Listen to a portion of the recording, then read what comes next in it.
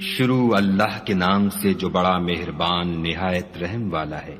اے محمد صلی اللہ علیہ وآلہ وسلم، جب منافق لوگ تمہارے پاس آتے ہیں تو ازراہ نفاق کہتے ہیں کہ ہم اقرار کرتے ہیں کہ آپ بے شک خدا کے پیغمبر ہیں، اور خدا جانتا ہے کہ در حقیقت تم اس کے پیغمبر ہو، لیکن خدا ظاہر کیے دیتا ہے کہ منافق دل سے اعتقاد نہ رکھنے کے لحاظ سے جھوٹے ہیں۔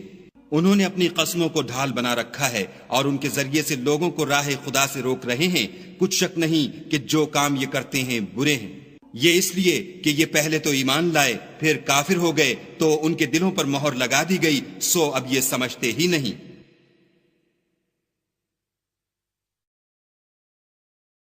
اور جب تم ان کے تناسب اعضا کو دیکھتے ہو تو ان کے جسم تمہیں کیا ہی اچھے معلوم ہوتے ہیں، اور جب وہ گفتگو کرتے ہیں تو تم ان کی تقریر کو توجہ سے سنتے ہو، گویا لکڑیاں ہیں جو دیواروں سے لگائی گئی ہیں، بزدل ایسے کہ ہر زور کی آواز کو سمجھیں کہ ان پر بلا آئی۔ یہ تمہارے دشمن ہیں، ان سے بے خوف نہ رہنا، خدا ان کو ہلاک کرے، یہ کہاں بہہ کے پھرتے ہیں۔ اور جب ان سے کہا جائے کہ آؤ رسول خدا تمہارے لیے مغفرت مانگیں تو سر ہلا دیتے ہیں، اور تم ان کو دیکھو کہ تکبر کرتے ہوئے منہ پھیر لیتے ہیں۔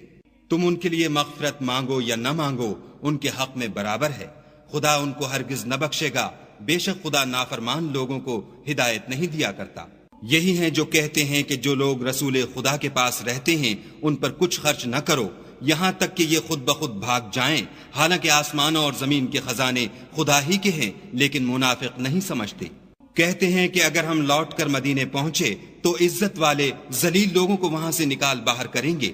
حالانکہ عزت خدا کی ہے اور اس کے رسول کی اور مومنوں کی، لیکن منافق نہیں جانتے۔